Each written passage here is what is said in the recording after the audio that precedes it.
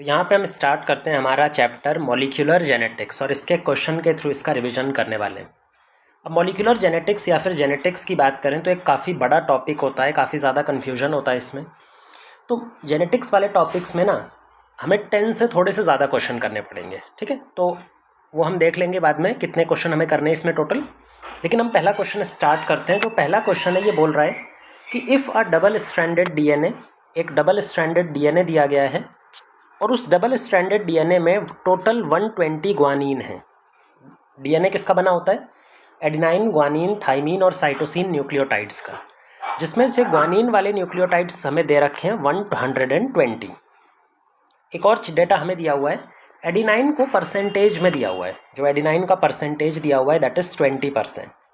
अब क्वेश्चन यहाँ से स्टार्ट होता है कि then calculate the total number of hydrogen bond in it. इसके अंदर में टोटल हाइड्रोजन बॉन्ड कितने होंगे इस डबल स्ट्रैंडेड डीएनए स्ट्रेच के अंदर में जो हमें दिया हुआ है, ये हमें कैलकुलेट करना है, ठीक है। देखो, इसको सॉल्व करने का काफ़ी सिंपल सा तरीका है। डीएनए एडेनाइन, ग्वानीन, साइटोसिन और थाइमीन से मिलकर के बनता है ना। इनको हम साथ साथ रख लेते हैं, जो पेयरिंग करते हैं, मतलब एडेनाइन और थाइमीन को साथ में रख लेते हैं और ग्वानीन और साइटोसिन का नंबर बराबर होता है परसेंटेज में। अब यहाँ पे देखो, नंबर हमें दिया हुआ है ग्वानीन का 120, ठीक है, और परसेंटेज दिया हुआ है एडेनाइन का दैट इज 20%। अच्छा, इसमें से अगर परसेंटेज की बात करें तो टोटल परसेंटेज तो 100% ही होना है। अगर टोटल परसेंट 100% होना है तो क्या हम इसके बराबर थाइमीन को रख सकते हैं 20%? बिल्कुल, एडेनाइन और ग्वानीन का परसेंटेज सेम रहता है। अच्छा, अगर एडेनाइन और ग्वानीन का परसेंटेज सेम है तो इन दोनों का मिला के कितना होगा? 20, 20, 40, 40 माइनस 100 इज इक्वल टू 60%। अब 60% में से आधा इसके पास है, 30% इसके पास है और 30% इसके पास है। अब यहाँ समझना कि हमें ग्वानीन का नंबर भी पता है इस डीएनए में और इसका परसेंटेज भी पता है। अगर हमें नंबर और परसेंटेज दोनों पता है तो हम टोटल नंबर तक बहुत ईजिली पहुँच जाएंगे, क्योंकि ग्वानीन का जो नंबर है that is total DNA nucleotide, जो टोटल नंबर ऑफ न्यूक्लियोटाइड्स हैं, अगर हम उसका 30% निकाल दें, अगर हम उसका 30% निकाल दें, अब 30% हम कैसे निकालेंगे? इसको डिवाइड करते हैं 100 से, तो हमारे पास में क्या आना चाहिए? ग्वानीन का नंबर, और ग्वानीन का नंबर क्या है? 120। अच्छा, अगर ये 120 दिया हुआ है तो टोटल न्यूक्लियोटाइड्स का नंबर निकलेगा 120 मल्टीप्लाइड बाय 100 डिवाइडेड बाय 30, ये हो जाएगा 4 और टोटल न्यूक्लियोटाइड्स आ जाएंगे 400। तो हमने यहाँ पे इस तरह से ग्वानीन का परसेंटेज और ग्वानीन का नंबर कैलकुलेट करने के बाद में, क्वेश्चन के डाटा में से निकालने के बाद में टोटल नंबर ऑफ न्यूक्लियोटाइड्स का नंबर 400 आ गया। अब यहाँ से क्वेश्चन करना बहुत इजी हो जाता है, क्योंकि यहाँ से आपको भी आता ही होगा। अब इसको आगे ले जाने के दो तरीके हैं, या तो आप नंबर से आगे ले जा सकते हो या तो परसेंटेज से आगे ले जा सकते हो। हम दोनों करके दिखा देते हैं। पहले हम बताते हैं नंबर से हम कैसे इसको आगे ले जा सकते हैं। भाई, नंबर से हमें डायरेक्टली पता है कि 400 में से ग्वानीन कितना है? 120। अच्छा, ग्वानीन जितना है क्या साइटोसिन भी 120 होगा? बिल्कुल। तो ग्वानीन और साइटोसिन का नंबर बराबर है 120 एंड 120। अगर इन दोनों को मिला दें तो हो जाता है 240, है ना। टोटल न्यूक्लियोटाइड्स हैं 400। 400 में से अगर हम 240 को माइनस कर दें, जो कि ग्वानीन और साइटोसिन का नंबर है, तो हमारे पास में कितना आ जाएगा? 60 एंड 100, मतलब 160। अच्छा, एडेनाइन और थाइमीन का नंबर बराबर होगा, मतलब अगर हम इस 160 को 2 से डिवाइड कर दें, यानी कि 80, एडेनाइन का नंबर भी 80 होगा और थाइमीन का नंबर भी 80 होगा, ये दोनों बराबर होंगे, ठीक है। इस तरह से हमने नंबर के बेसिस पे 400 को यूज़ करके किया। अच्छा, दूसरा भी आप यूज़ कर सकते थे, आप परसेंटेज को भी डायरेक्टली यूज़ कर सकते थे। हमें परसेंटेज पता है भाई, एडेनाइन का परसेंटेज और थाइमीन का परसेंटेज कितना है? 20%। 400 का 20% कितना होता है? 0.2 से मल्टीप्लाई कर दो। जब आप इसको 0.2 से मल्टीप्लाई करोगे तो आंसर 80 ही आएगा। तो एडेनाइन भी 80 आएगा और थाइमीन का भी परसेंटेज 20% है, तो ये भी 80 आएगा। ग्वानीन और साइटोसिन का परसेंटेज 30-30 बचेगा और 400 का 30% कितना होता है बेटा, 0.3 से मल्टीप्लाई कर दो तो हमारे पास में 120 आ जाएगा। मतलब ग्वानिन भी 120 और साइटोसिन भी 120। तो इस तरह से हमें कोई भी एक डाटा दिया होता है, हम वहाँ से दूसरे डाटा तक पहुँच सकते हैं, है ना।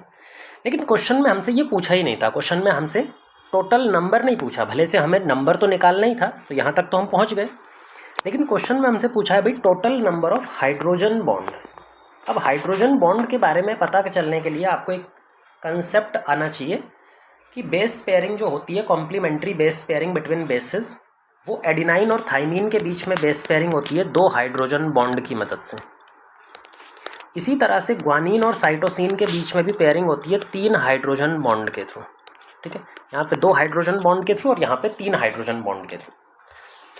अगर हमें ये पता लग जाए कि एडिनाइन और थाइमीन का जो बेस पेयर है, एक बेस पेयर में एक एडिनाइन और एक थाइमीन प्रेजेंट होंगे, मतलब दोनों जुड़ करके एक बेस पेयर बनाते हैं, और ये पता लग जाए कि ग्वानिन और साइटोसिन के कितने बेस पेयर हैं, तो हमें सिर्फ मल्टीप्लाई करना रहेगा, इसके बेस पेयर को 2 से, इसके बेस पेयर को 3 से, और हमारे पास प्लस करके टोटल नंबर आ जाएगा। अच्छा, नंबर की बात करें तो एडिनाइन और थाइमीन का जो नंबर दिया हुआ है दैट इज 80। भाई एडिनाइन भी 80 है और थाइमीन भी 80 है। अगर दोनों 80 हैं तो एडिनाइन और थाइमीन का बेस पेयर कितना होगा, ये जो बेस पेयर है ये कितना होगा, 80। हाँ, यहाँ पे बच्चे कन्फ्यूज कर जाते हैं कि वो इसको भी 80 मानते हैं, इसको भी 80 मानते हैं, लेकिन जब बेस पेयर बनाने की बारी आती है तो वो 160 कर देते हैं। बेटा बेस पेयर 160 नहीं बनेंगे, दोनों मिल करके एक बेस पेयर बनाते हैं। तो जितना नंबर एडिनाइन का है, थाइमीन का है, सेम उतना ही नंबर बेस पेयर का रहेगा। तो 80 बेस पेयर एडिनाइन थाइमीन वाले। अच्छा, ग्वानिन साइटोसिन वाले जो बेस पेयर हैं वो कितने होंगे, तो यहाँ पे वापस आते हैं। ग्वानिन का नंबर 120, साइटोसिन का नंबर 120, तो बेस पेयर का नंबर भी बिल्कुल बराबर 120, है ना। तो ग्वानिन साइटोसिन बेस पेयर का नंबर भी 120। अब हाइड्रोजन बॉन्ड कैलकुलेट करते हैं। एडिनाइन थाइमीन के बीच में 2 हाइड्रोजन बॉन्ड, मतलब इसको 2 से मल्टीप्लाई कर दो तो हमारे पास हाइड्रोजन बॉन्ड आ जाएंगे। कितने हाइड्रोजन बॉन्ड, 160। अच्छा, अगर यहाँ पे हाइड्रोजन बॉन्ड निकालने हो तो यहाँ पे जब हम हाइड्रोजन बॉन्ड निकालेंगे तो इसको 3 से मल्टीप्लाई कर दो, 360। ठीक है, इसमें कोई कन्फ्यूजन नहीं है, बस हमें बेस पेयर को 3 से मल्टीप्लाई करना है, यहाँ पे बेस पेयर को 2 से। अब टोटल हाइड्रोजन बॉन्ड निकालने के लिए हमें प्लस करना है 160 प्लस 360। तो जब आप इसको प्लस करोगे 0 2 1 1 उधर और 5, तो 520 हाइड्रोजन बॉन्ड हमारे पास में टोटल आएंगे। ध्यान से देख लो, कोई डाउट हो इसमें तो पूछ सकते हैं। तो यहाँ पे हमारे पास में कितने हाइड्रोजन बॉन्ड आए, 520। तो इसको काफ़ी डिफ़िकल्ट टाइप का क्वेश्चन था, लेकिन नीट में थोड़ा सा इजी टाइप का ही आएगा। लेकिन अगर इस तरह का क्वेश्चन आपने एक बार सॉल्व कर लिया, इसको समझ लिया, तो फिर प्रॉब्लम नहीं आने वाली। नेक्स्ट क्वेश्चन पर चलते हैं। If a plasmid DNA bacteria का एक्स्ट्रा जीनोमिक डीएनए होता है। बैक्टीरिया के पास में क्या होता है भाई, एक तो उसका मेन जीनोमिक डीएनए होता है, सर्कुलर बड़ा सा डीएनए होता है ना, डबल स्ट्रैंडेड डीएनए, और बहुत सारे छोटे छोटे डीएनए होते हैं जिनको हम प्लाज्मिड डीएनए बोलते हैं। Plasmid DNA extra genomic DNA है, मतलब उसके सर्वाइवल के लिए वो ज़रूरी नहीं होता है, लेकिन प्लाज्मिड डीएनए के होने से बैक्टीरिया को एडिशनल बेनिफिट मिलता है ना। तो यहाँ पे एक प्लाज्मिड डीएनए है, मतलब डबल स्ट्रैंडेड सर्कुलर डीएनए, इतना तो आपको लिख ही लेना है, समझ लेना है दिमाग में, जिसके पास में बेस पेयर का नंबर दिया हुआ है 333 बेस पेयर इसमें दिए हुए। अब इस प्लाज्मिड डीएनए के लिए हमें कुछ चीज़ें पता करनी है, कुछ चीज़ें फाइंड करनी है। जैसे क्या क्या चीज़ें, पहला है नंबर ऑफ ग्लाइकोसिडिक बॉन्ड। इसके अंदर में टोटल जो number of n glycosidic bond लिख लो। n ग्लाइकोसिडिक बॉन्ड क्या होता है और कितने होते हैं वो पता करना है। Number of phosphodiester bond, total number of phosphodiester bond कितने हैं इस डीएनए स्ट्रेच में, इस प्लाज्मिड में। Number of free 3' OH group, भाई अगर 3' OH ग्रुप कहीं पर फ्री है तो उसका नंबर कितना है। और लास्ट है नंबर ऑफ नाइट्रोजन बेसेस, तो जो नाइट्रोजन बेसेस न्यूक्लियोटाइड्स के साथ में जुड़े हुए होते हैं वो टोटल नाइट्रोजनस बेस यहाँ पर कितने प्रेजेंट है ये कैलकुलेट करना है। सो पहले एक एक करके हम समझते हैं कि पहला क्वेश्चन लेते हैं भाई, पहला part n glycosidic bond. n glycosidic bond पूरे डीएनए में कहाँ पर प्रेजेंट होता है भाई, डीएनए किसका बना है, न्यूक्लियोटाइड्स का, है ना। जो न्यूक्लियोटाइड होता है, अगर हम एक न्यूक्लियोटाइड ऐसे बनाएं तो डीएनए के न्यूक्लियोटाइड में राइबोस शुगर प्रेजेंट होती है, एक न्यूक्लियोटाइड अगर हम बनाएं तो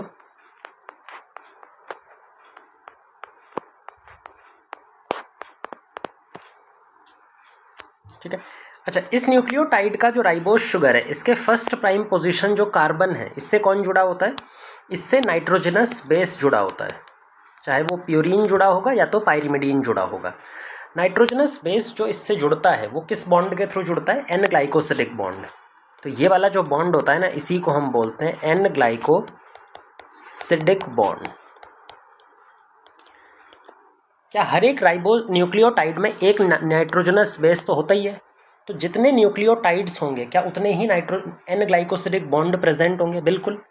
तो हमें अगर एन ग्लाइकोसिडिक बॉन्ड का नंबर कैलकुलेट करना है तो सिंपल एन ग्लाइकोसिडिक बॉन्ड का नंबर आएगा बराबर is equal to number of nucleotides. अच्छा, टोटल न्यूक्लियोटाइड्स कितने हैं? हमें 333 बेस पेयर दिया हुआ है। हमें कितना दिया हुआ है बेटा बेस पेयर? अगर पहला क्वेश्चन सॉल्व करें, 333 बेस पेयर। 333 बेस पेयर का मतलब होता है कि इसका डबल नंबर ऑफ न्यूक्लियोटाइड्स। अगर हम न्यूक्लियोटाइड्स निकालने जाएं तो 666 नंबर ऑफ न्यूक्लियोटाइड्स। तो इतने न्यूक्लियोटाइड्स हमारे पास में आ जाएंगे। और जितने न्यूक्लियोटाइड्स हैं, हर न्यूक्लियोटाइड से एक नाइट्रोजनस बेस जुड़ा होता है, तो हर न्यूक्लियोटाइड में एक एन ग्लाइकोसिडिक बॉन्ड होगा। तो टोटल एन ग्लाइकोसिडिक बॉन्ड का नंबर भी कितना हो जाएगा? 6, 6 एंड 6। दूसरा चलते हैं, नंबर ऑफ फॉस्फोडाइएस्टर बॉन्ड। अच्छा, यहाँ पे बहुत कन्फ्यूजन होता है बच्चों को। फॉस्फोडाइएस्टर बॉन्ड कैसे बनता है? फॉस्फोडाइएस्टर बॉन्ड दो न्यूक्लियोटाइड के बीच में बनता है। जैसे मान लो अगर हमारे पास यहाँ पे एक और न्यूक्लियोटाइड होता, तो यहाँ पे इसका जो फॉस्फेट ग्रुप है और ये जो 3' OH ग्रुप है, ये दोनों आपस में बाइंड करके ये जो बड़ा बॉन्ड बनता है, इसको बोलते हैं फॉस्फोडाइएस्टर बॉन्ड। ये फॉस्फोडाइएस्टर बॉन्ड, PDE बॉन्ड हमने लिखा है। मतलब दो न्यूक्लियोटाइड्स को जोड़ने के लिए एक फॉस्फोडाइएस्टर बॉन्ड की जरूरत पड़ती है ना। ये एक न्यूक्लियोटाइड चेन की हम बात कर रहे हैं, लेकिन डीएनए जो होता है वो डबल स्ट्रैंडेड होता है। जैसे मान लो हमारे पास में यहाँ पे ये एक डीएनए है, ये आपस में हाइड्रोजन बॉन्ड के थ्रू जुड़ा हुआ है। ये double stranded form of DNA है ना। इसमें इधर भी 4 न्यूक्लियोटाइड्स हैं, 1 2 3 4, और इधर भी 4 न्यूक्लियोटाइड्स हैं, 1 2 3 4। अगर हम एक सिंगल स्ट्रैंड की बात करें, इस सिंगल स्ट्रैंड में 4 न्यूक्लियोटाइड्स को जोड़ने के लिए कितने फॉस्फोडाइएस्टर बॉन्ड लगेंगे? 1 2 3। अच्छा, इधर में जोड़ने के लिए 1 2 3, मतलब 8 टोटल न्यूक्लियोटाइड्स हैं, लेकिन इनको जोड़ने के लिए जो फॉस्फोडाइएस्टर बॉन्ड लग रहे हैं वो कितने लग रहे हैं? 6। ठीक है। ऐसा इसलिए होता है क्योंकि 2 फॉस्फोडाइएस्टर बॉन्ड कम बनते हैं, क्योंकि एक एंड यहाँ से फॉस्फोडाइएस्टर बॉन्ड नहीं प्रेजेंट होता और एक इधर से फॉस्फोडाइएस्टर बॉन्ड नहीं बनता। जो लास्ट वाला न्यूक्लियोटाइड होता है वो फॉस्फोडाइएस्टर बॉन्ड नहीं बना रहा होता। तो किसी भी लीनियर चेन, अगर लीनियर डबल स्ट्रैंडेड डीएनए है तो वहाँ पर 2 फॉस्फोडाइएस्टर बॉन्ड कम बनते हैं। पर प्रॉब्लम ये है, बच्चे इसमें हमेशा यही टिक करके आते हैं कि भाई जब भी इसमें आता है फॉस्फोडाइएस्टर बॉन्ड तो वो ये क्या कर देते हैं, 33 - 2 = 331, सॉरी, इसको पहले न्यूक्लियोटाइड्स में कन्वर्ट करना पड़ेगा। न्यूक्लियोटाइड्स कितने हो गए? 666 - 2 = 664 फॉस्फोडाइएस्टर बॉन्ड। ज़्यादातर बच्चे यही करके आते हैं। बेटा ये ठीक तब होता अगर हमारे पास लीनियर डीएनए होता, अगर हमारे पास में जो डीएनए होता वो लीनियर फॉर्म में सीधा सीधा होता। लेकिन जो हमें दिया हुआ है वो प्लाज्मिड डीएनए दिया हुआ है, और प्लाज्मिड डीएनए सर्कुलर डीएनए होता है। अच्छा, सर्कुलर डीएनए में क्या प्रॉब्लम होती है समझो। अगर 2 मॉलिक्यूल्स हैं और इनको हमें सीधा सीधा जोड़ना है लीनियर फॉर्म में, तो कितने बॉन्ड लगेंगे? 1 लगेगा। अच्छा, अगर 3 मोनोमर्स हैं तो इनको जोड़ने के लिए कितने बॉन्ड लगेंगे? 2 लगेंगे। लेकिन अगर हमारे पास सर्कुलर फॉर्म में हो, मान लो हमारे पास 3 ही हो लेकिन सर्कुलर फॉर्म में, तो कितने बॉन्ड लगेंगे? 1 2 और तीसरा ये सर्कल बनाने के लिए। 4 के लिए देख लेते हैं, ये तो 3 के लिए था। अगर हमें 4 के लिए देखना हो, मान लो 1 2 3 4, 1 2 3 4। अब देखना, अगर 4 लीनियर है तो कितने बॉन्ड लगेंगे? 1 2 3, 1 2 3। 4 सर्कुलर है तो 1 2 3 और फिर चौथा सर्कुलराइजेशन करने के लिए। तो जब भी कभी कोई पॉलीमर सर्कल की फॉर्म में प्रेजेंट होता है, साइक्लिक फॉर्म में प्रेजेंट होता है, तो उसके अंदर में जो बॉन्ड का नंबर होता है ना, वो मोनोमर के जितना ही हो जाता है। जितने मोनोमर्स उतना ही बॉन्ड। 1 2 3 4, तो 4 बॉन्ड। यहाँ पे 1 2 3 मोनोमर, तो 3 बॉन्ड। लेकिन अगर लीनियर होता तो n-1 लगाते, मतलब 1 2 3, तो बॉन्ड कितने, 1 और 2। मोनोमर कितने, 1 2 3 4, तो बॉन्ड कितने, 3, n-1। लेकिन सर्कल के लिए हम n नंबर ही यूज़ करते हैं।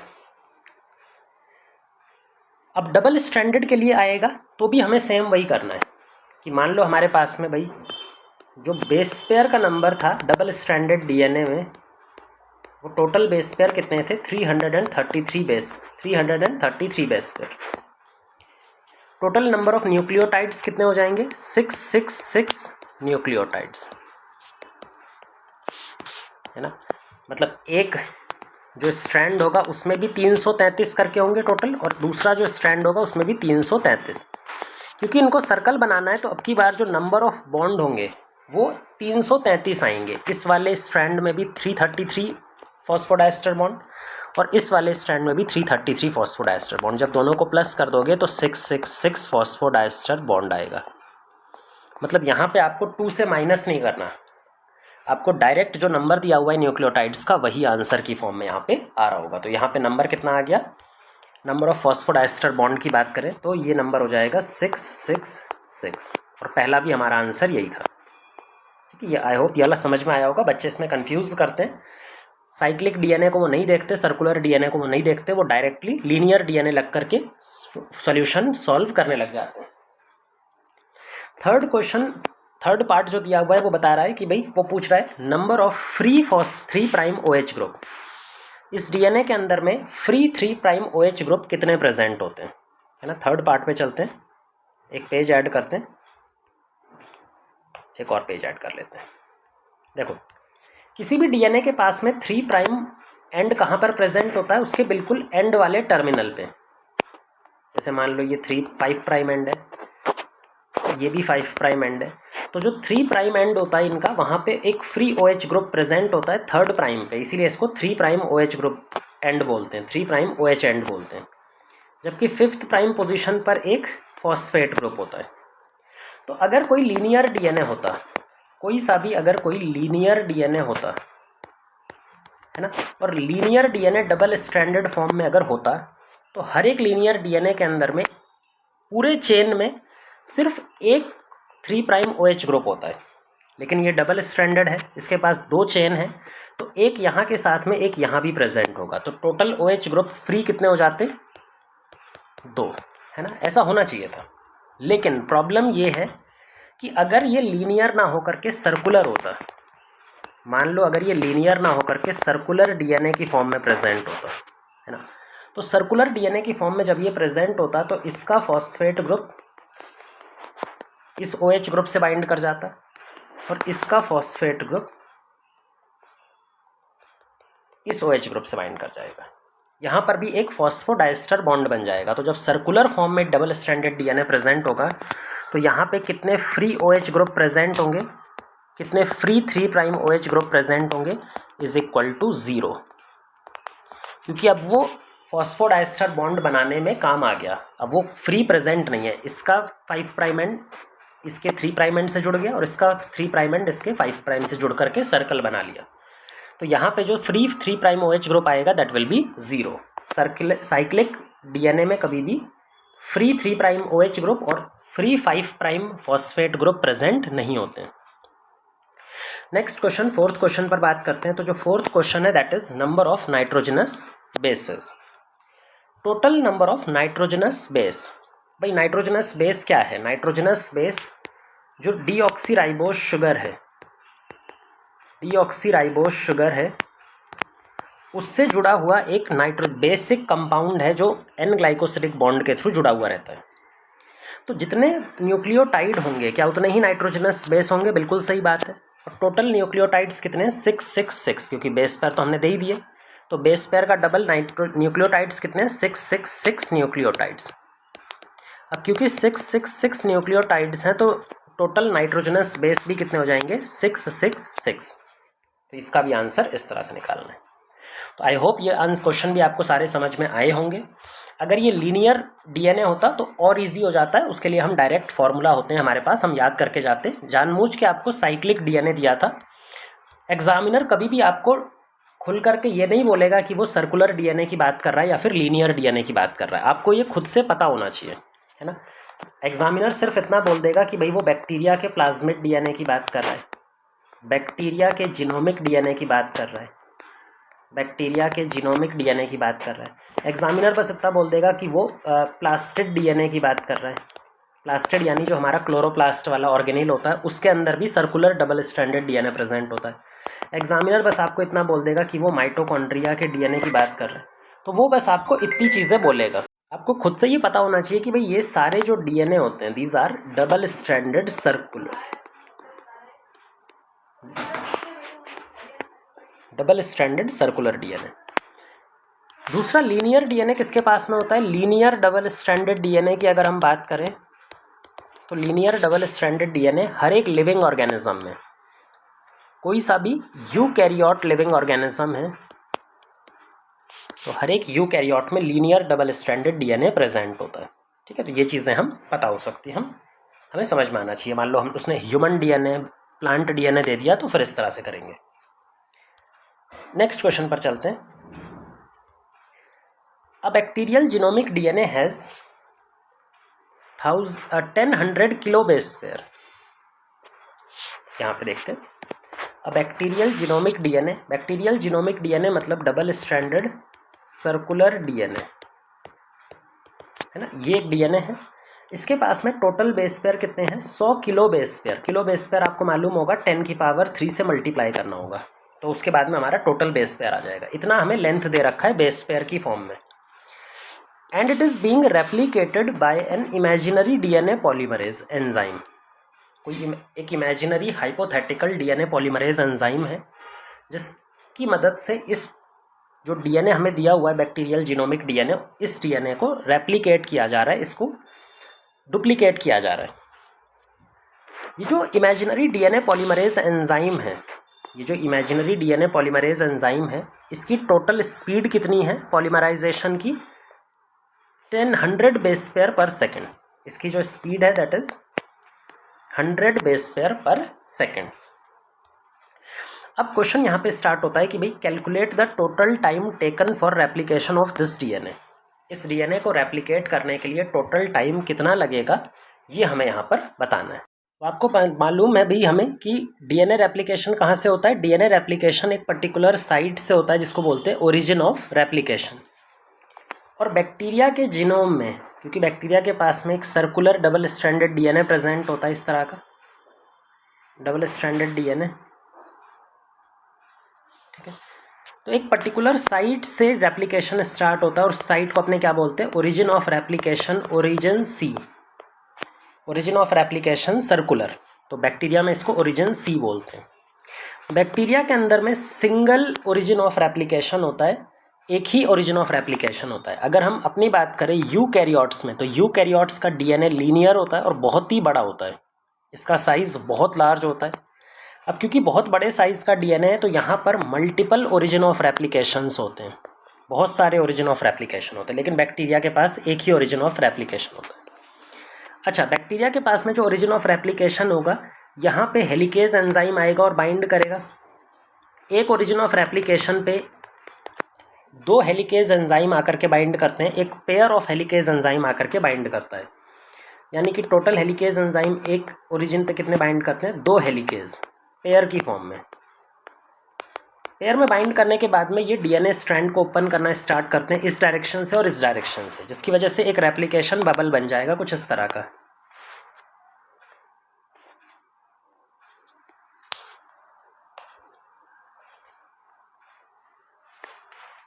एक रेप्लिकेशन बबल बन जाएगा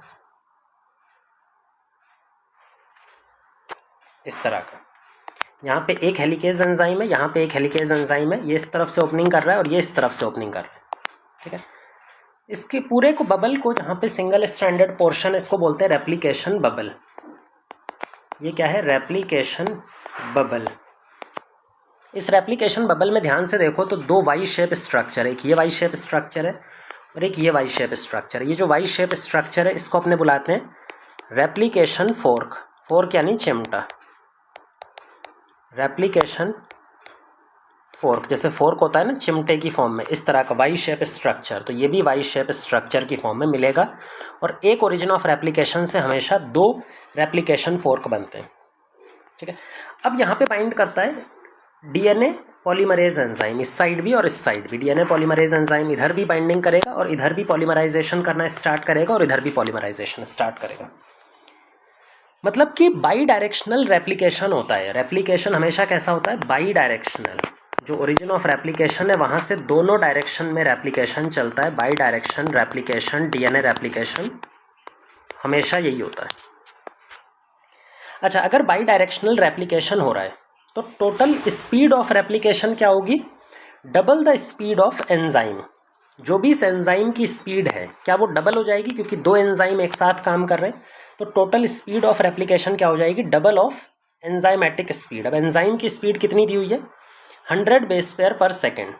तो जो टोटल रेप्लिकेशन की स्पीड कितनी हो जाएगी?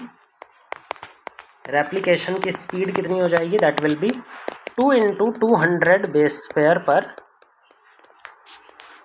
सेकेंड।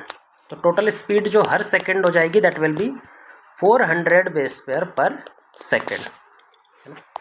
अब टोटल स्पीड हमारे पास में जो बेस पेयर की आ गई है, रेप्लिकेशन की आई है, वो 400 बेस पेयर पर सेकेंड आई है।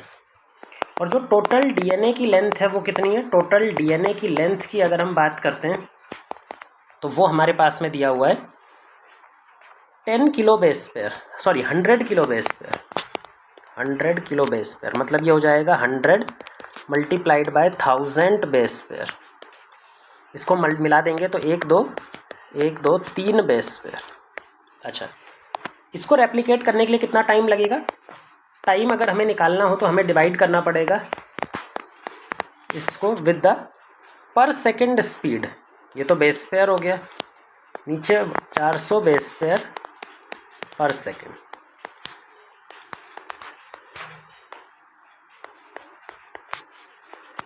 तो ये हो गया 250 सेकेंड। इस तरह से आप टाइम डायरेक्टली यहाँ से निकाल सकते। ये वाला सेकंड नीचे डिवीजन में था तो ऊपर जाके मल्टीप्लाई हो जाएगा और हमारे पास में टाइम कितना आ जाएगा? 250 सेकेंड टाइम हमारे पास में आ जाएगा। तो 250 सेकेंड में ये पूरा डीएनए रेप्लिकेट हो जाएगा। तो इस तरह से आप किसी भी बैक्टीरियल रेप्लिकेशन का कैलकुलेट कर सकते हैं। यूकैरियोट्स में ये काफ़ी डिफिकल्ट हो जाता है क्योंकि यूकैरियोट्स में मल्टीपल ओरिजिन ऑफ रेप्लिकेशन होते हैं, तो वो कभी भी यूकैरियोट्स का डेटा आपको नहीं देगा सॉल्व करने के लिए। 4th क्वेश्चन पर चलते हैं।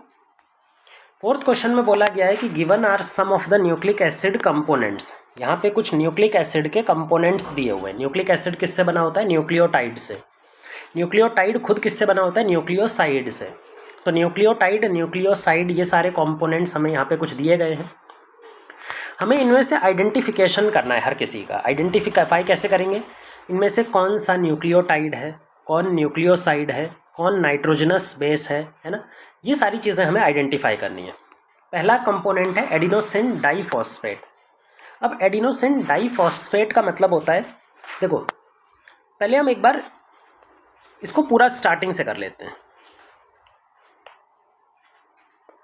हाँ, ये हमें दे रखा है न्यूक्लियोसाइड बताना है। इसमें से कितने? Nucleotide, nitrogenous base, glycosidic bond किसके पास में, फॉस्फोडाइस्टर बॉन्ड किसके पास में, एनहाइड्राइड बॉन्ड किसके पास में।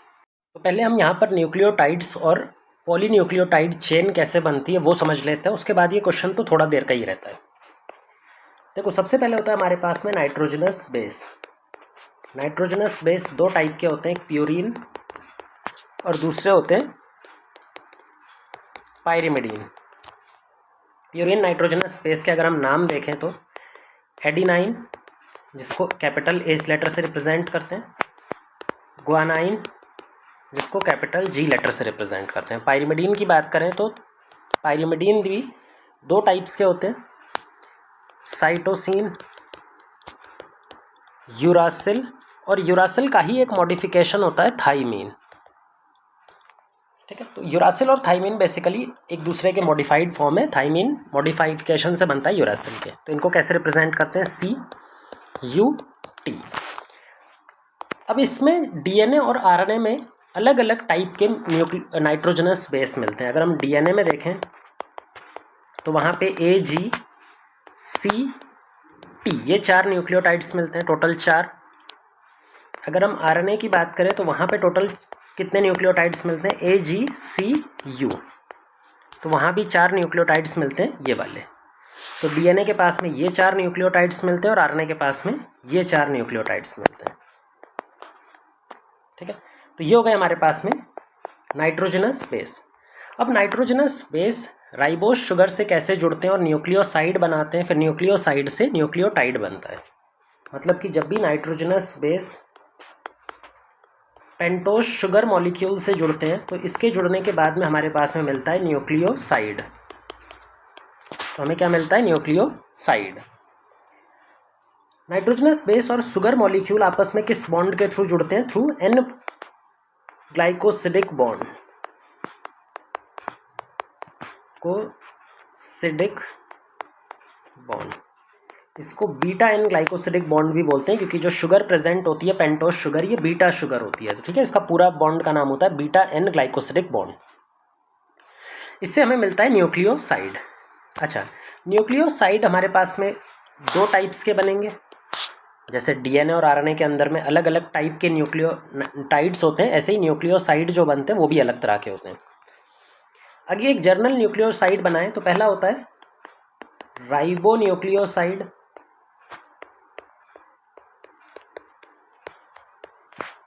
और दूसरा होता है डीऑक्सी राइबो न्यूक्लियोसाइड। ठीक है, फ़र्क सिर्फ इतना होता है कि यहाँ पे जो शुगर मॉलिक्यूल होगा दैट इज़ राइबोस शुगर, और यहाँ पर जो शुगर मॉलिक्यूल होगा that is deoxy ribose sugar. अब ये प्यूरिन और पाइरिमिडीन के साथ कैसे जुड़ते हैं, देखो कोई भी शुगर हो उसके फर्स्ट प्राइम पोजीशन पर जो OH ग्रुप था वो प्यूरिन या फिर पाइरिमिडीन के NH ग्रुप से जुड़ता है। यहाँ पे प्यूरिन भी हो सकता है या फिर पाइरिमिडीन भी हो सकता है, उतना भी हमें ध्यान नहीं रखना, सिर्फ याद रख लो ये नाइट्रोजनस बेस है। ठीक है, वो नाइट्रोजनस बेस के NH ग्रुप से जुड़ता है, इसका OH ग्रुप इसका H ग्रुप रिमूव हो जाता है और एक डायरेक्ट बॉन्ड यहाँ पे बन जाता है जिसको बोलते हैं एन ग्लाइकोसिडिक बॉन्ड। ये जो एन ग्लाइकोसिडिक बॉन्ड है ये प्यूरिन और पाइरिमिडीन में अलग तरीके से बनता है। अगर हम यहाँ पे प्यूरिन की बात करें तो प्यूरिन के अंदर में जो बॉन्ड बनता है वो शुगर का तो फर्स्ट प्राइम पोजीशन कार्बन ही इन्वॉल्व है, शुगर का तो first prime position carbon involve है, लेकिन प्यूरिन का 9th पोजीशन पे बॉन्ड होता है, इसको बोलते हैं 1'9 N glycosidic bond, N glycosidic bond. अच्छा, अगर ये पाइरिमिडीन होता तो पाइरिमिडीन के अंदर में जो बॉन्डिंग होती है वो फर्स्ट प्राइम कार्बन 1 बॉन्डिंग होती है, ग्लाइकोसिडिक बॉन्ड। मतलब दोनों में ग्लाइकोसिडिक बॉन्ड बनता है, सिर्फ पोजीशन चेंज हो जाती है, यहाँ पे 1'1 यहाँ पे 1'9, ये पोजीशन होती है प्यूरिन की और पाइरिमिडीन की। जुड़ने के बाद में हमें जो स्ट्रक्चर मिलता है उसको बोलते हैं न्यूक्लियोसाइड। अच्छा, न्यूक्लियोसाइड के भी अलग अलग नाम होते हैं। अगर हम राइबोन्यूक्लियोसाइड की बात करें तो इसको बोलते हैं एडिनोसिन, एडिनाइन वाला न्यूक्लियोसाइड एडिनोसिन। मतलब अगर किसी राइबोस शुगर पे एडिनाइन जुड़ा हुआ है तो वो टोटल स्ट्रक्चर क्या बुलाते हैं, एडिनोसिन या फिर ग्वानोसिन, ग्वानोसिन। ये प्यूरिन न्यूक्लियोसाइड है जिनके सफिक्स में हमें सीन वर्ड दिखाई पड़ रहा होगा, सीन वर्ड दिखाई पड़ रहा होगा जिसके सफिक्स में। ठीक है, अच्छा अगर हम डीएनए की बात करें तो यहाँ पे कंडीशन थोड़ी सी चेंज हो जाती है। डीएनए के अंदर में बस ये चेंज होता है कि हम इसको बोलेंगे डीऑक्सी एडिनोसिन, डीऑक्सी एडिनोसिन या फिर डीऑक्सी ग्वानोसिन। ये प्यूरिन की बात हो गई, डीऑक्सी एडिनोसिन, डीऑक्सी ग्वानोसिन। देखो सीन सफिक्स यहाँ पे भी आ रहा है।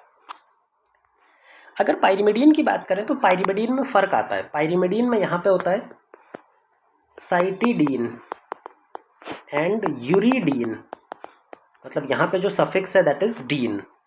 ये प्यूरिन हो, पाइरिमिडीन्स हो गए। डीएनए में जो पाइरिमिडीन्स होते हैं वो थोड़े से अलग होते हैं। डीएनए में पाइरिमिडीन्स होते हैं डीऑक्सीसाइटिडीन या फिर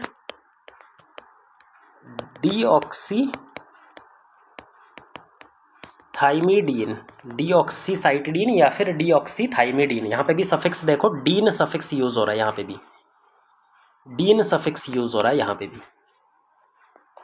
डीन सफिक्स यूज हो रहा है, यहाँ पे भी डीन, यहाँ पे सीन, यहाँ पे डीन। ठीक है, तो इस तरह के सफिक्स हमें याद रखने। अब न्यूक्लियोसाइड के बाद में आते हैं न्यूक्लियोटाइड। न्यूक्लियोटाइड कैसे बनता है भाई? न्यूक्लियोसाइड तो देख लिया हमने, एन ग्लाइकोसिडिक बॉन्ड से जब नाइट्रोजनस बेस जुड़ जाता है तो न्यूक्लियोसाइड बनता है। लेकिन न्यूक्लियोसाइड से जब फॉस्फेट ग्रुप बाइंड करता है, जब भी किसी न्यूक्लियोसाइड से कोई फॉस्फेट ग्रुप बाइंड करेगा तो इसको बोलते हैं न्यूक्लियोटाइड। इसको क्या बोलते हैं? न्यूक्लियोटाइड। न्यूक्लियोटाइड में एक फॉस्फेट भी हो सकता है, मोनोफॉस्फेट भी हो सकता है, डाईफॉस्फेट भी हो सकता है, या फिर ट्राईफॉस्फेट भी हो सकता है। तीनों में से कुछ भी हो सकता है, मोनोफॉस्फेट, डाईफॉस्फेट और द ट्राईफॉस्फेट, तीनों में से कुछ भी हो सकता है। ये तीनों ही न्यूक्लियोटाइड कहलाते हैं। एक एक करके समझते हैं कि भाई न्यूक्लियोटाइड्स के नाम कैसे दोगे आप। न्यूक्लियोटाइड्स का नाम देना बहुत ईजी है। अगर मान लो एडिनाइन है और जो शुगर प्रेजेंट है वो राइबोज शुगर है, आरएनए वाली शुगर है, तो न्यूक्लियोटाइड का नाम हो जाता है एडिनोसिन। ये तो न्यूक्लियोसाइड का नाम था, और इसके पीछे बस हमें फॉस्फेट जोड़ना है, मोनोफॉस्फेट, डाईफॉस्फेट और ट्राईफॉस्फेट, है ना। अगर ये राइबोज शुगर की जगह डीऑक्सीराइबोज शुगर होता, तो हमें कुछ नहीं करना था, सिर्फ और सिर्फ इसके आगे डीऑक्सी जोड़ देना था। डीऑक्सी, एडिनोसिन, मोनोफॉस्फेट, डाईफॉस्फेट और ट्राईफॉस्फेट। ये डीएनए का न्यूक्लियोटाइड हो गया और ये आरएनए का न्यूक्लियोटाइड हो गया। अब एक बार एडिनाइन को लेकर के ही यहाँ पे चीज़ें बना लेते हैं भाई। यहाँ पे राइबोज शुगर बनाते हैं या फिर डीऑक्सीराइबोज शुगर, कोई सा भी मान लो। यहाँ पे एडिनाइन नाम का न्यूक्लियोटाइड नाइट्रोजनस बेस जुड़ा हुआ है, मतलब ये न्यूक्लियोसाइड हो गया, इतना न्यूक्लियोसाइड, एडिनोसिन न्यूक्लियोसाइड। लेकिन यहाँ पर इसके 5th पोजीशन पर एक OH ग्रुप प्रेजेंट था। ठीक है, इस OH ग्रुप से क्या जुड़ता है? Phosphate group.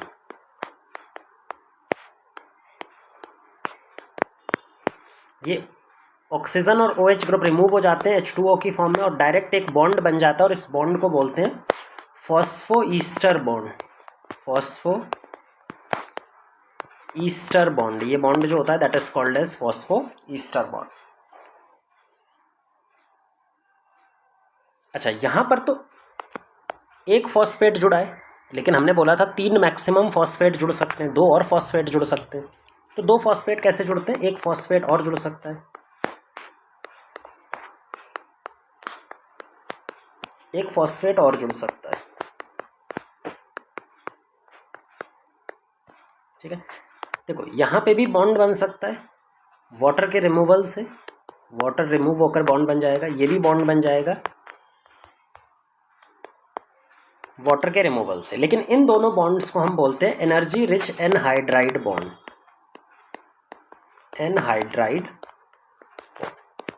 Anhydride bond energy rich bond है, मतलब अगर हम इसको ब्रेक करेंगे तो एनर्जी रिलीज होगी, इसको तोड़ने पे एनर्जी रिलीज होती है। फॉस्फोईस्टर बॉन्ड एनर्जी रिच बॉन्ड नहीं है, इसको तोड़ने पे एनर्जी यूटिलाइज करनी पड़ेगी, आपको एनर्जी उल्टा लगानी पड़ेगी इसको तोड़ने के लिए। लेकिन इन दोनों बॉन्ड्स को अगर हम तोड़ेंगे तो these are energy rich bond, जो एनर्जी प्रोवाइड करते हैं। अब अगर मान लो ये एक राइबोज शुगर होता, मतलब यहाँ पे भी OH, यहाँ पे भी OH, ये कैसी शुगर हो गई? आरएनए वाली राइबोज शुगर हो गई।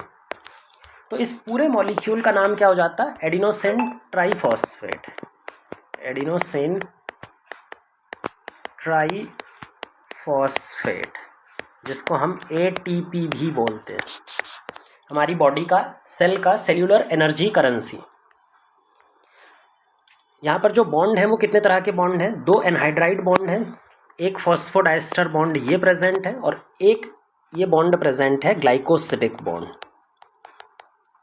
मतलब ये तीसरे तरह का बॉन्ड, जिसमें से एनर्जी रिच बॉन्ड ये 2 एनहाइड्राइड बॉन्ड है। जो फॉस्फेट ग्रुप जुड़े हुए हैं, सबसे पहले फॉस्फेट को अल्फा, दूसरे वाले को बीटा और तीसरे वाले को गामा फॉस्फेट कह करके बुलाया जाता है। गामा फॉस्फेट को तोड़ने पे एनर्जी मिलती है, बीटा फॉस्फेट को तोड़ने पे एनर्जी मिलती है, अल्फा फॉस्फेट को जर्नली से तोड़ा नहीं जाता। एटीपी एनर्जी की बात करते हैं भाई। एटीपी जो होता है वो टूट कर एडीपी देता है, जिसमें एक फॉस्फेट निकल जाता है और एडीपी बनता है, यहाँ से एनर्जी भी मिलती है आपको। अब ध्यान है आपको कि जब एटीपी से एडीपी बनाते हैं तो जो गामा फॉस्फेट है ये रिमूव होता है, जो गामा फॉस्फेट है वो रिमूव हो जाता है, ये वाला फॉस्फेट, ये गामा फॉस्फेट, ये रिमूव हो गया। अच्छा, एडीपी को तोड़ के हम एक और फॉस्फेट निकाल सकते हैं जिसको बोलते हैं बीटा फॉस्फेट, और हमारे पास में एएमपी मिल जाता है, एडिनोसिन मोनोफॉस्फेट। यहाँ पर भी एनर्जी निकलती है, दोनों जगह पे एनर्जी निकलती है। इसको भी तोड़ते हैं बीटा फॉस्फेट तो भी एनर्जी निकलती है, लेकिन इसको तोड़ने पे एनर्जी नहीं निकलेगी। तो कभी भी आपने ये नहीं देखा होगा कि एएमपी को हम ब्रेक नहीं करते, इतना रहने देते हैं। ये हमने एडिनोसिन को लेकर के बनाया है, वो भी राइबोस शुगर। इसी तरह से आप डीऑक्सीराइबोस शुगर के लिए भी बना सकते हैं, और 4 में से कोई सा भी नाइट्रोजनस बेस रख करके यहाँ पे बना सकते हैं। जो बॉन्ड का नंबर है, जो बॉन्ड के टाइप्स हैं वो सेम रहेंगे, सिर्फ नाइट्रोजनस बेस में चेंज आता है। ठीक है, ये हो गया न्यूक्लियोटाइड्स। अच्छा, न्यूक्लियोटाइड्स के पास में क्योंकि फॉस्फेट ग्रुप हैं इसीलिए एसिडिक ग्रुप होते हैं, इसीलिए हम इनको एसिड की टर्म्स में भी रिप्रेजेंट कर सकते हैं, adenylic acid, deoxy adenylic acid. सब कुछ सेम रहता है, डीऑक्सी एडिनाइलिक एसिड, है ना। सेम चीज़ आप बाकी न्यूक्लियोटाइड्स के साथ भी कर सकते हो। मान लो यहाँ पे ग्वानीन होता तो ये क्या बन जाता, ग्वानोसिन मोनोफॉस्फेट, डाइफॉस्फेट और ट्राइफॉस्फेट, इसको ग्वानाइलिक एसिड बोलते हैं। अगर डीऑक्सीराइबोस शुगर में ग्वानीन प्रेजेंट होता तो इसको क्या बोलते हैं, deoxy guanosine monophosphate, diphosphate, triphosphate या फिर डीऑक्सी ग्वानाइलिक एसिड। अगर ये पाइरिमिडीन होता, साइटोसिन होता, साइटिडीन होता, साइटोसिन नाइट्रोजनस बेस होता तो क्या बन जाता, साइटिडीन मोनोफॉस्फेट, डाइफॉस्फेट, ट्राइफॉस्फेट या फिर साइटिडाइलिक एसिड। या फिर डीऑक्सीराइबोस के लिए deoxy cytidine monophosphate, diphosphate, triphosphate, deoxy cytidylic acid. इस तरह से हम किसी के लिए भी बना सकते हैं। अच्छा, न्यूक्लियोटाइड्स के बाद में अब हम पॉलीन्यूक्लियोटाइड्स पर चलते हैं कि दो न्यूक्लियोटाइड्स आपस में जुड़ करके एक पॉलीन्यूक्लियोटाइड चेन कैसे प्रिपेयर करते हैं, है ना, चेन कैसे प्रिपेयर करते हैं। तो हमारे पास में यहाँ पे एक न्यूक्लियोटाइड प्रेजेंट है, मान लो यहाँ पे एडिनाइन ग्रुप प्रेजेंट है, यहाँ पे एक फॉस्फेट ग्रुप है जो कि 5 प्राइम कार्बन पे जुड़ा हुआ रहता है, यहाँ पे इसका 3 प्राइम OH ग्रुप है, यहाँ पे हो सकता है OH हो और हो सकता है H ग्रुप हो, बेस्ड ऑन की राइबोस शुगर है या फिर डीऑक्सीराइबोस शुगर। अभी हम कॉमन 5 कार्बन शुगर लेकर के चलते हैं। जब दूसरी शुगर आती है, इसके नेक्स्ट शुगर आती है, तो जो नेक्स्ट शुगर आएगी उसका 5 प्राइम जो फॉस्फेट होगा, जो 5 प्राइम फॉस्फेट होगा और इसका 3 प्राइम OH ग्रुप, ये आपस में बाइंड करके एक बॉन्ड बना लेते हैं। इस बॉन्ड को बोलते हैं फॉस्फो डाई ईस्टर बॉन्ड।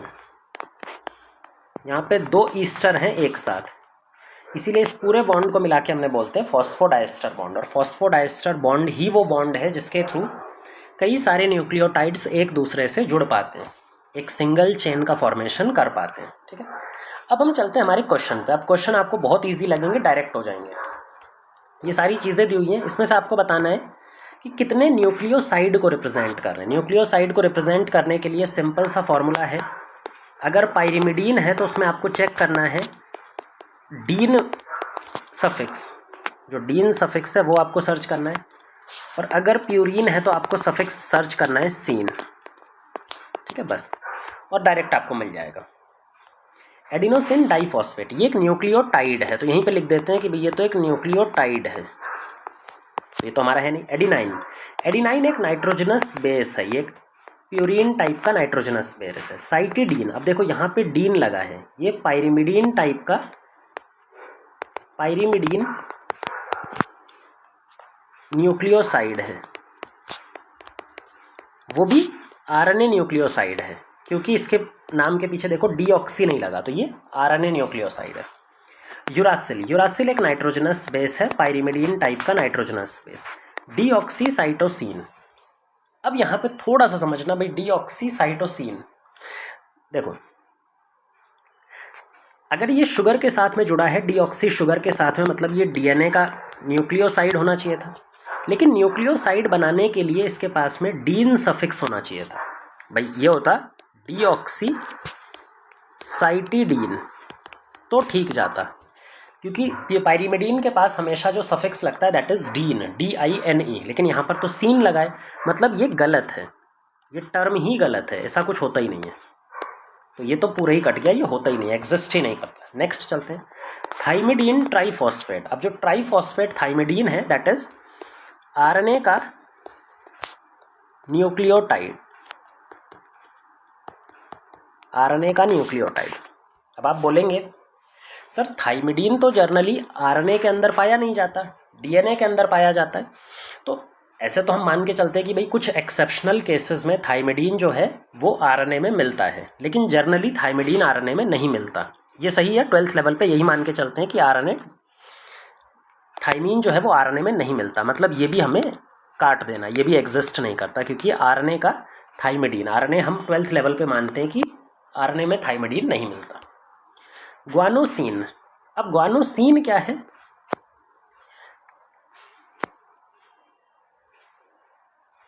देखो सीन का मतलब है ये प्यूरिन का न्यूक्लियोसाइड है, और इसके पीछे नाम के कुछ डीऑक्सी नहीं लगा, मतलब ये RNA का न्यूक्लियोसाइड है। न्यूक्लियोसाइड भी है प्यूरिन और RNA न्यूक्लियोसाइड है। थियामिन। अच्छा थियामिन याद रखना ये एक विटामिन होता है, ये न्यूक्लिक एसिड से जुड़ा हुआ ही नहीं है, ये तो विटामिन है, मतलब ये न्यूक्लिक एसिड से इसका कोई मतलब नहीं है। डीऑक्सीथाइमिडीन मोनोफॉस्फेट। अब डीऑक्सीथाइमिडीन मोनोफॉस्फेट एक न्यूक्लियोटाइड है, ये एक न्यूक्लियोटाइड है क्योंकि इसमें न्यूक्लियोसाइड में फॉस्फेट ग्रुप जुड़ा हुआ है, सिंगल फॉस्फेट लेकिन फॉस्फेट ग्रुप जुड़ा हुआ है। Uridine monophosphate. अच्छा यूरिडीन जो है दिस इज अ न्यूक्लियोसाइड होता है यूरिडीन, लेकिन न्यूक्लियोसाइड के साथ में हमने एक फॉस्फेट जोड़ दिया है, तो ये कंप्लीट क्या बन जाएगा? Monophosphate nucleotide. तो ये एक न्यूक्लियोटाइड है, ठीक है। तो यहाँ पे हमने ये कर लिए। अब क्वेश्चंस आप डायरेक्टली भी कर सकते हैं। न्यूक्लियोटाइड्स, कितने न्यूक्लियोटाइड्स हमने देख ही लिए थे। इसके बाद में हमने नाइट्रोजनस बेस, नाइट्रोजनस बेस कौन कौन से हैं वो भी देख लिया। अच्छा ये एक चीज़ बताना, पोजेसेस अ ग्लाइकोसिडिक बॉन्ड। ग्लाइकोसिडिक बॉन्ड किस में दिखाई पड़ता है बेटा? ग्लाइकोसिडिक बॉन्ड न्यूक्लियोसाइड में भी दिखाई पड़ता है और न्यूक्लियोटाइड में भी दिखाई पड़ता है, क्योंकि न्यूक्लियोसाइड बनाने के लिए भी आपको शुगर के साथ में नाइट्रोजनस बेस जोड़ना भी पड़ेगा। तो चाहे आप न्यूक्लियोसाइड की बात करो वहाँ पे भी ग्लाइकोसिडिक बॉन्ड दिखाई पड़ता है, और चाहे आप न्यूक्लियोटाइड की बात करो, दोनों जगह पे ग्लाइकोसिडिक बॉन्ड आपको दिखाई पड़ेगा। तो बस आपको देखना है कि भाई कौन कौन से न्यूक्लियोसाइड और न्यूक्लियोटाइड को रिप्रेजेंट कर रहे होंगे। नेक्स्ट पे चलते हैं, फॉस्फोईस्टर बॉन्ड। अच्छा फॉस्फोईस्टर बॉन्ड किस में प्रेजेंट होता है? फॉस्फोईस्टर बॉन्ड हमारा प्रेजेंट होता है न्यूक्लियोटाइड्स में, सिर्फ न्यूक्लियोटाइड्स में, है ना। तो न्यूक्लियोटाइड्स कौन कौन से? क्योंकि फॉस्फोईस्टर बॉन्ड ये वाला बॉन्ड होता है जहाँ पे पहला अल्फा फॉस्फेट जिससे जुड़ा होता है, इसको बोलते हैं एक सेकेंड, हाँ ईस्टर बॉन्ड। हाँ डाई ईस्टर बॉन्ड नहीं है बेटा, ये ईस्टर बॉन्ड है। तो ईस्टर बॉन्ड न्यूक्लियोटाइड का खुद का बॉन्ड होता है जिससे ये फॉस्फेट से जुड़ा होता है, अल्फा फॉस्फेट, तो इसको बोलते हैं phosphoester bond. Anhydride bond, anhydride bond हमें डाई फॉस्फेट में मिलते हैं, मतलब न्यूक्लियोटाइड में भी जो कि डाई फॉस्फेट हो या फिर ट्राईफॉस्फेट हो, मोनोफॉस्फेट में नहीं मिलते, ठीक है। या तो डाईफॉस्फेट या फिर ट्राईफॉस्फेट, इन दोनों में ही मिलते हैं, ठीक है। नेक्स्ट क्वेश्चन पर चलते हैं, 5th क्वेश्चन पर। क्वेश्चन पूछा गया है, काफ़ी अच्छा क्वेश्चन है ये, आपके जेनेटिक कोडॉन के कॉन्सेप्ट को समझाता है, जो जिससे हम न्यूक्लियोटाइड्स बनाते हैं ना, जॉर्ज गैमो का कॉन्सेप्ट, परम्यूटेशन कॉम्बिनेशन वाला कॉन्सेप्ट, उसको समझने के लिए काफ़ी अच्छा है। If there were total 6 nucleotides, इसमें बोला गया है कि भाई हमारे पास में टोटल 4 न्यूक्लियोटाइड्स होते हैं ATGC, पर मान लीजिए कोई ऐसी कंडीशन है जहाँ पे हमारे पास 4 न्यूक्लियोटाइड्स ना होकर के 6 न्यूक्लियोटाइड्स हैं टोटल, है ना। In the nucleic acid instead of 4, 4 की जगह हमारे पास में कितने न्यूक्लियोटाइड्स हैं? 6 तरह के। And total protein amino acid would be 400, जो प्रोटीन में मिलने वाले अमीनो एसिड हैं वो है 400। तो इस कंडीशन में अगर हम सिंगल जेनेटिक कोडॉन की बात करें तो उसमें कितने न्यूक्लियोटाइड्स होने चाहिए? आज के टाइम की कंडीशन समझो, जो अभी के प्रेजेंट कंडीशन है, फिर उसके बाद में हम इस कंडीशन को देखते हैं। आज की प्रेजेंट कंडीशन की बात करें तो हमारे पास कितने तरह के न्यूक्लियोटाइड्स होते हैं? 4 तरह के, AUGC। ये आरएनए की बात है क्योंकि हम कोडॉन की बात कर रहे हैं तो ये चल जाएगा। डीएनए में भी 4 ही होते हैं, आरएनए में भी 4 ही होते हैं। अच्छा, प्रोटीन में पाए जाने वाले अमीनो एसिड कितने होते हैं? टोटल 20 अमीनो एसिड होते हैं जो प्रोटीन में मिलते हैं। अगर हमें इन 4 के कॉम्बिनेशन से 20 अलग अलग प्रोटीन को बनाना है तो मतलब हमें कितने कोडॉन चाहिए होंगे? टोटल 20 कोडॉन्स चाहिए होंगे। हमें कितने कोडॉन्स चाहिए होंगे? टोटल 20 कोडॉन्स चाहिए होंगे। अच्छा, इन 4 के कॉम्बिनेशन से 20 अलग अलग कोडॉन बनाने के लिए जॉर्ज गैमो ने एक सजेशन दिया था। जो जॉर्ज गैमो थे उन्होंने एक सजेशन दिया था कि भाई अगर हमें कोडॉन क्रिएट करने हैं तो उसके लिए हमें कॉम्बिनेशन मेथड इस्तेमाल करना पड़ेगा, जिसमें उन्होंने बताया था कि एक कोडॉन में कम से कम 3 न्यूक्लियोटाइड्स होने चाहिए। ये उन्होंने कैसे बताया था? इसके लिए परम्यूटेशन कॉम्बिनेशन मेथड। देखो, ये जो 3 न्यूक्लियोटाइड्स होंगे इसके पास में 3 वैकेंट पोजीशंस होंगी, है ना। हर वैकेंट पोजीशन पे हम किसको रख सकते हैं? AUGC, मतलब इन चारों में से किसी एक को रख सकते हैं। मतलब फर्स्ट पोजीशन पे कितनों को रख सकते हैं? 4 को। सेकंड पोजीशन पे 4 को, थर्ड पोजीशन पे 4 को। अगर एक कोडॉन में सिर्फ एक न्यूक्लियोटाइड होता तो सिर्फ 4 ही बनते, लेकिन 4 तो नहीं बन सकते, हमें तो चाहिए 20 कम से कम। अच्छा, अगर एक कोडॉन में 2 न्यूक्लियोटाइड्स होते तो 4 मल्टीप्लाइड बाय 4 कितने बनते? 16। भाई टोटल कितने बनते? 4 multiplied by 4 is equal to 16। क्या 16 20 से छोटा है? हाँ, अभी भी हमें 20 अमीनो एसिड नहीं बना पाएंगे। लेकिन अगर हम 3 न्यूक्लियोटाइड्स रख दें, यहाँ पे भी 4 रख सकते हैं, यहाँ पे भी 4 और यहाँ पे भी 4, अगर हम 3 का बनाएं तो इसमें भी 4 मल्टीप्लाई कर दो। जब इसमें 4 मल्टीप्लाई करोगे तो बनेगा 64। क्या 64 वो पहला नंबर है जो 20 से बड़ा है? हमें कितने कोडॉन चाहिए? 20। तो अगर हम 3 न्यूक्लियोटाइड का एक कोडॉन बनाएं तो हमारे पास अलग अलग 64 कोडॉन आएंगे जो कि किससे बड़े हैं? 20 से। या तो 20 के बराबर आ जाता या 20 से बड़ा आता, पहला बड़ा। इसका मतलब मिनिमम 3 न्यूक्लियोटाइड्स का एक कोडॉन होना चाहिए था। ये जॉर्ज गैमो ने हाइपोथेसिस किया था। बाद में इसको प्रूफ भी कर दिया गया था नेरेनबर्ग और हरगोबिंद खुराना के द्वारा। लेकिन इसको हाइपोथेसिस पहली बार जॉर्ज गैमो ने अपने परम्यूटेशन कॉम्बिनेशन मेथड के थ्रू ही किया था। ठीक है, अब बात करते हैं हाइपोथेटिकल सिचुएशन की। ये तो सिचुएशन नॉर्मल सिचुएशन थी। यहाँ पे जो क्वेश्चन में सिचुएशन दी गई है ना, वहाँ पे बोला गया है कि कितने न्यूक्लियोटाइड्स प्रेजेंट हैं हमारे पास। अब की बार टोटल 6 न्यूक्लियोटाइड्स प्रेजेंट हैं। टोटल न्यूक्लियोटाइड्स कितने हैं? 6। अच्छा, 6 न्यूक्लियोटाइड्स होने के साथ में जो अमीनो एसिड प्रोटीन में पाए जाते हैं वो इसने बोला है कि अब की बार कितने हैं? 400। अब की बार ये 20 नहीं है, 400। अब हमें बताना है कि भाई एक कोडॉन में कितने न्यूक्लियोटाइड्स होने चाहिए। क्या 1 होना चाहिए? क्या 2 होना चाहिए? क्या 3 होना चाहिए? क्या 4 होना चाहिए? क्या 5 होना चाहिए? हम कैसे बताएंगे? सिंपल सा आपको फॉर्मूला याद रखना है कि हर एक न्यूक्लियोटाइड की जगह 6 को मल्टीप्लाई करते जाओ, और जब तक मल्टीप्लाई करते जाओ जब तक हमें या तो 400 ना मिल जाए या फिर पहला वो नंबर जो 400 से बड़ा हो। मतलब अगर एक न्यूक्लियोटाइड होता 2 3 4 5 और करते हैं, भी आगे देखते हैं, मेरे को लगता है 5 तक बन जाएगा। अगर 1 का होता तो 6 बनते, 6 नहीं चाहिए हमें, 400 चाहिए। 2 का होगा तो 6 × 6 36, हमें 36 नहीं चाहिए, 400 चाहिए। 36 × 6, 6 को 36 से करोगे तो 36, 6 18 21, 216। एक बार मैं करके भी देख लेता हूँ, 18 19 20 21। हाँ, क्या अभी भी 400 आया? नहीं। तो क्या हमें एक और 6 से मल्टीप्लाई करना पड़ेगा? अब 100% श्योर है कि भाई 216 को अगर तुम 6 से करोगे तो ज़्यादा ही आएगा। मतलब कम से कम न्यूक्लियोटाइड्स कितने होने चाहिए? 4। तो एक कोडॉन में कितने न्यूक्लियोटाइड्स होने चाहिए कि 400 अमीनो एसिड, 400 अलग अलग कोडॉन हम बना पाएँ? अगर हमारे पास में टोटल न्यूक्लियोटाइड्स का नंबर कितना है? 6। तो इस तरह से हम कैलकुलेट कर सकते हैं। तो यहाँ पे कितने, एक कोडॉन में कितने न्यूक्लियोटाइड्स? 4 न्यूक्लियोटाइड्स आने चाहिए। 4 न्यूक्लियोटाइड्स टोटल आने चाहिए। ये हमें ऐसे करके निकालते ही रहना है। ये तो हमने यहाँ का निकाल दिया। अगर मान लो इसी को हम थोड़ा सा और मॉडिफाई कर देते हैं, मान लो दूसरा क्वेश्चन दिया होता कि हमारे पास में 20 अमीनो एसिड ही हैं प्रोटीन के अंदर में, जो टोटल अमीनो एसिड है उसको उसने इस बार चेंज नहीं किया, 20 अमीनो एसिड है। लेकिन जो हमारे पास में न्यूक्लियोटाइड्स हैं टोटल, 20 न्यूक्लियोटाइड्स आर 2। हमारे पास 4 की जगह अब की बार टोटल कितने न्यूक्लियोटाइड्स हैं आरएनए में? सिर्फ 2। कोई से भी 2 हो सकते हैं, सिर्फ 2 हैं। तो अब एक कोडॉन में कितने न्यूक्लियोटाइड होंगे ये बताना है।